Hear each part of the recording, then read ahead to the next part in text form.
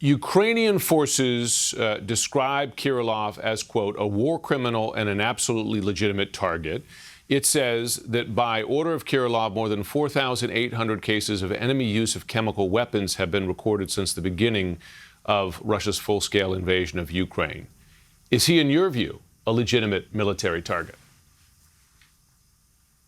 Yes, he is, Jim. And General Kirillov was certainly the architect of a lot of the chemical attacks that the Ukrainians have suffered. We don't hear very much about them, but the 4,800 number that the Ukrainians use may even be an undercount, given the types of chemicals that the Russians use. Some of them include riot agents, which are used by police forces to basically control riots, but they are not allowed to be used in warfare. And that's the kind of thing, among other types of chemical weapons, that General Kirillov is has been accused of using. So yes, he is a legitimate target, and that is something that the Ukrainians have, in essence, every right to go after.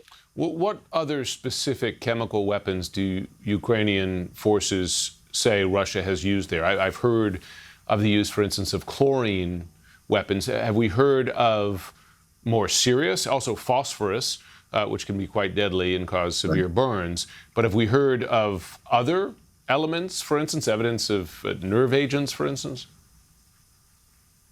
Yes, so far there is, as to my knowledge, no known nerve agent that has been used, like VX or something like that.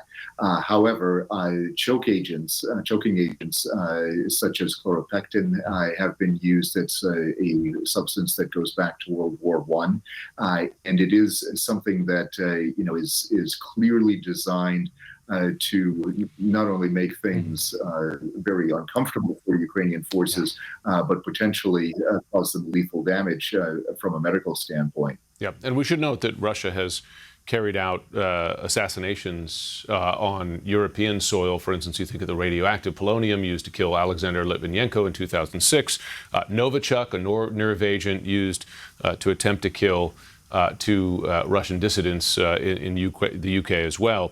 I want to ask what message Ukraine is sending with this killing, because as Fred noted in his report, you had a drone attack inside Russia in the last several days. You've had this ground incursion by Ukrainian forces in the Kursk region of Russia, as well as other missiles striking oil facilities and military targets inside Russia. I mean, that collection of targets inside Russia, I imagine, is part of a broader plan to inflict pain on the Russian homeland. Yeah, it certainly is. Somewhat harkens back to Churchill's dictum to the special operations executive in World War II to set Europe ablaze. So what the Ukrainians are doing on a much smaller scale is going after key Russian installations.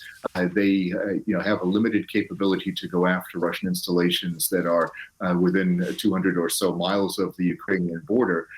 But what they also have is an asymmetric capability using their intelligence service, the SBU in particular, to go after them. Plus, they have their indigenous drone production, such as we saw the footage Grozny that Fred was using in his report, and that really shows an ability of the Ukrainians to strike at some very large distances. So in essence, what the Ukrainian message is, you may be able to run, but you cannot hide, and we will find certain things about you. We will in essence put you off balance as much as we possibly can. Ukraine, of course, as we know, has a dearth of population, dearth of manpower when it comes to their military compared to the Russians, but they have some technical means that they use to great effect, and that allows them to pursue an asymmetric warfare campaign, and that's what we're seeing. Let me ask now about concerns about Russian retaliation, because Russia, Kirillov, in fact, specifically,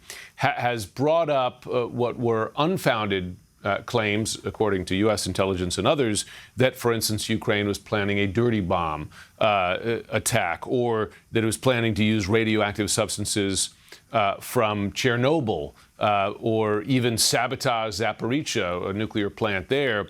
And the reason I raise those is because when U.S. intelligence calculated that Russia was quite close to using a tactical nuclear weapon in Ukraine in late 2022, there was a fog of these kind of charges by Russia, which the U.S. perception was Russia was putting that out there as a cover story if Russia were to use a nuclear weapon, to say, hey, it was actually the Ukrainians who did this, or they did it first, or something along those lines. So I wonder, how concerned should we be about how Russia responds to this kind of attack?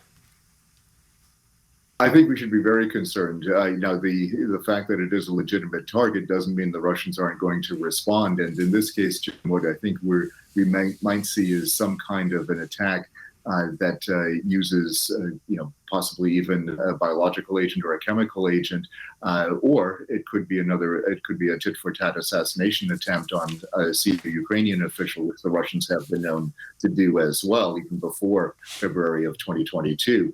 So these are the kinds of things that we can expect. The Russians often talk about what the Ukrainians are doing, even though it's actually the Russians that are conducting those kinds of operations or are thinking about conducting them. So the Russians, may very well be in a position where they are trying to determine whether or not to use a tactical nuke again, or a chemical or biological weapon as well.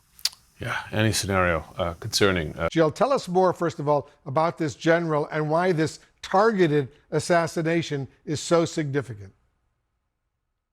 Well, he was really an important person. His brief was radiological, chemical, and biological. And these weapons were used, according to the Ukrainians, 4,800 times in Ukraine. And they're particularly, the one chemical that they're talking about, this chloropicrin, is particularly pernicious. It attacks the lining of your throat, and it was used against the Ukrainian forces to basically get them out of their foxholes and other places where they could hide. So Kadylov has been sanctioned by the United States, the UK, and Canada. And then, Wolf, I think there's another part of him that's important, which is not just the military side, but the propaganda side, because he defended Russia's use, alleged use, he would say, of chemical weapons. He defended, actually, Assad's use of chemical weapons in Syria. And he also accused the United States and Ukraine of creating biolabs. You might have heard some of that propaganda, which still exists. It is still floating around the internet that the United States created biolabs, created COVID-19, created a number of other things. So he was a big fish, and I think the Ukrainians definitely wanted to take him out. Yeah, they certainly did. How do you think the Kremlin, Jill, is going to react? Well, they already have, Wilf. I just noticed that they said he was an outstanding military leader, quote, a scientist and an innovator. Now, I think it's interesting that the Kremlin has to react in some fashion, because this is really bad when one of your key guys is killed in Moscow. But they don't want to overplay it, because the significance, think of this, the Ukrainians were able to get somebody to kill this man in Moscow. That is embarrassing for the Kremlin. So they have to acknowledge it, but not make as big a deal. But you can bet they're already saying they want to eliminate, destroy those in Kyiv, they would say, who ordered this. Later this week, as you know, Jill, Putin will hold his annual year-end news conference. What will you be looking for out of that? Well, I think any indication that he wants to get a message to the incoming administration in the United States, there's no question. Ukraine would be huge. If he gets any more specific about ideas for solving Ukraine. But essentially, some of this, Wolf, oddly enough, deals with domestic issues, so that it's not like the United States president fixes roads in a small town in the United States, but that's what Putin has to do. So it's an odd conjunction, but I'll be watching for Ukraine and Trump. Yeah, we'll all be watching that. Jill Doherty, thank you very much for your analysis.